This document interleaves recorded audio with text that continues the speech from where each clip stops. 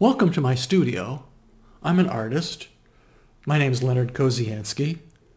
And this is where I work. This is where I paint every day. This is where I paint my pictures. And I'd like to talk to you about a painting that I did 40 years ago called Wild Dogs. I can't believe it's been 40 years, but it has. I painted it when I was a young instructor at the University of Tennessee in Knoxville. Previous to that, when I was a young student, even younger still, student in high school, I used to read a lot of art books. And here's one of the books that I read a lot. I paged through it a lot. It's called Late Modern. And I paged through this book so much that after a while, the pages started to come out.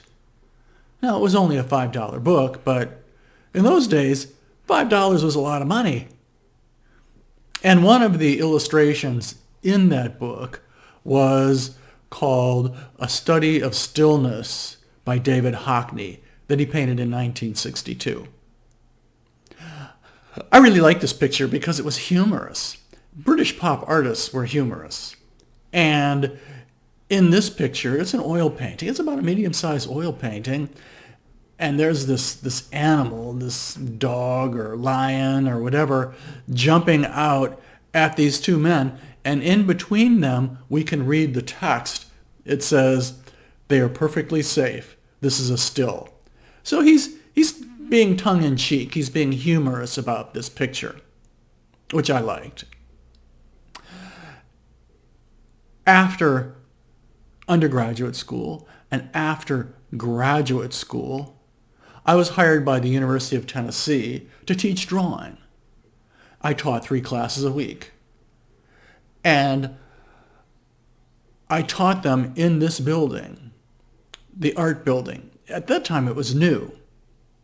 And they gave me an office to use on the top floor. And this office was large enough that it could be a studio. So I painted there every day. I'd come in at 9 in the morning, and I'd paint until 5 o'clock, and then I'd come back at 8 o'clock, and I'd paint till 10. Now, while I was teaching and living in Knoxville, I lived south of the campus in South Knoxville, which is kind of the hillbilly side of Knoxville. And here's the house I lived in. It's kind of a typical South Knoxville house. It wasn't very expensive. But while I was teaching there, I was given the opportunity to lead a bus trip to New York City. Now, many of these students had never been outside of Knoxville, and it was a real treat for them. It was a major adventure. So we loaded up the bus in the evening. We drove all night long, arrived in New York in the morning, late morning, unloaded, got into the hotel. We got a great group rate at the hotel. It wasn't a really great hotel, but it was inexpensive. And we got a good rate on the bus trip, so the students didn't have to pay too much. After we arrived, I got those that wanted to have a little tour together, and I gave them a little walking tour of Fifth Avenue and West 57th Street. So we went to St. Patrick's Cathedral, went to Tiffany's, and we went to the major galleries on West 57th Street. And that took us to about late afternoon, about 4 o'clock. And I was pretty beat. So I went back to the hotel. I laid down on the bed. I closed my eyes for a second, and I saw this picture. It was like someone had turned on a slide projector inside my head. And I thought, oh, God, when I go back to Knoxville, I'm going to have to paint this picture. So I did. It was a big picture. It was 72 inches high by 48 inches wide, 6 by 4 feet. Now, at that time, I didn't do preparatory drawings all the time for every picture. What I did do was I had these plastic animals and houses and trees that I would set up in my studio, and I would light with a spotlight. I would create these little scenes, these little landscape scenes, seen from above, that I would paint. And over the years, I have lost all of those little models, the houses and the trees and the dogs. However, I still have this little pig, which I keep for good luck.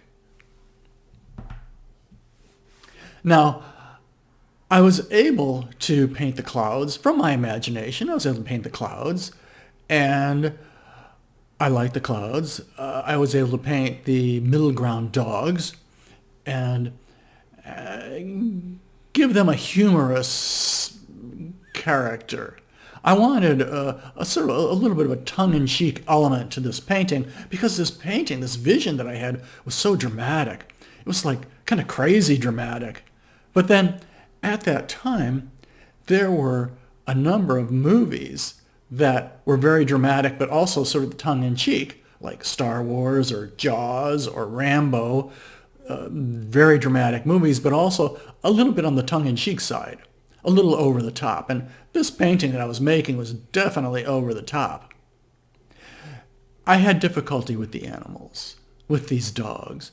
I had never painted dogs this large before, and I wasn't quite sure how to do it. They needed to be specific enough to be convincing, and yet still kept fairly general and dreamlike and primitive. Now, at this time, I was teaching. I taught 3 drawing classes a week.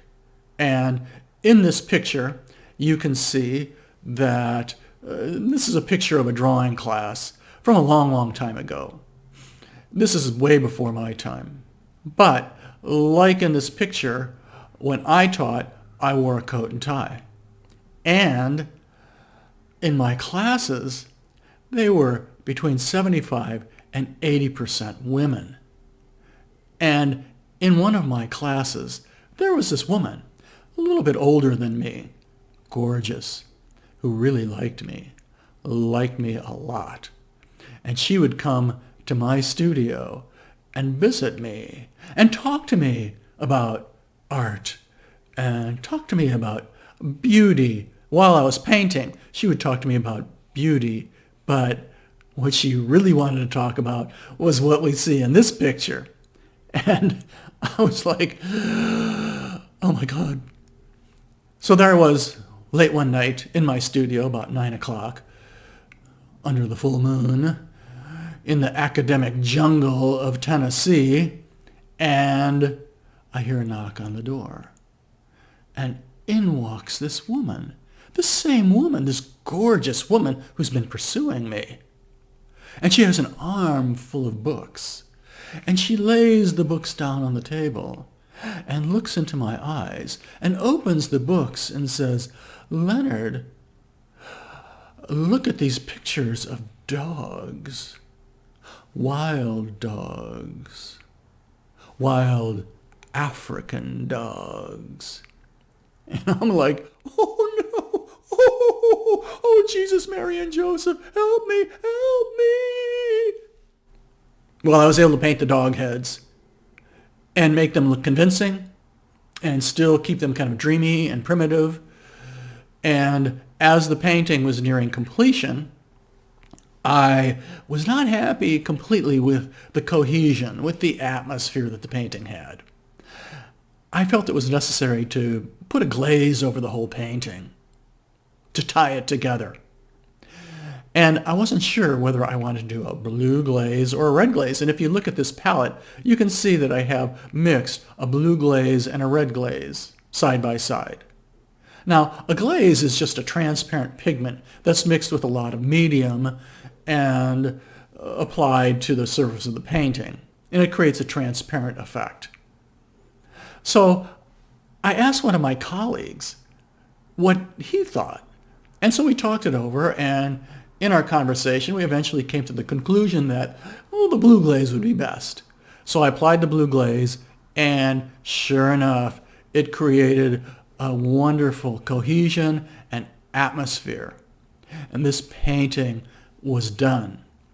But I was very insecure about this painting. I felt very embarrassed by this painting. It was so over the top. It was crazy. It was like emotionally so out there that whenever anybody came into my studio for a conference, be it a colleague or a student, I'd turn the painting to the wall. I didn't want anybody to see it. I was embarrassed by this painting. I didn't know what to do. But since I was a young professional artist, it was necessary for me to send this painting out into the world, to interact with others, to enrich the lives of others, to participate in the cultural life of this nation to some degree, whatever degree it was capable of participating. So I sent it to a gallery in New York, and it was purchased by the Metropolitan Museum in New York City. I was shocked. I couldn't believe it. Not only did they buy it for their permanent collection, they displayed it. It was on display for quite a while. It was seen by thousands of people. This painting that I felt embarrassed by, that I felt insecure about, that I didn't want anybody to see, was now on display for the whole city of New York. Well, they kept it up for a while. It's not on display anymore. I mean, most of their collection is in storage, but it was up for a while. And in addition to putting it up in their museum, they sent it to other museums, like in this picture, the Tamayo Museum in Mexico City. And in addition to that, they published it in books. And it was pictured in a number of books that they published and sold in their gift shop. So this painting that I was embarrassed about was all over the place. So I learned an important lesson that from then on, see, before this time, I would make works of art. I would paint paintings to be works of art. But from this point on, it was going to be necessary for me to put myself on the canvas. No matter how uneasy and insecure I felt about it, I was going to have to put myself on the canvas. Straight, unedited, unvarnished truth of me on that canvas. Now, if you do a work of art and a critic slams it, it hurts. But if you put yourself on the canvas and a critic slams it, that really hurts. But if I was going to be an artist, and if my paintings were going to have a chance to interact with the cultural life of the time, then I was going to have the guts to put myself on the canvas. Now, I can't say that I always succeeded. In fact, I probably succeeded less than I did, than I failed. But that's been the goal. That's what's been necessary. Well, thank you for listening to me tell you my story about how and why I created this painting, Wild Dogs, all those many years ago.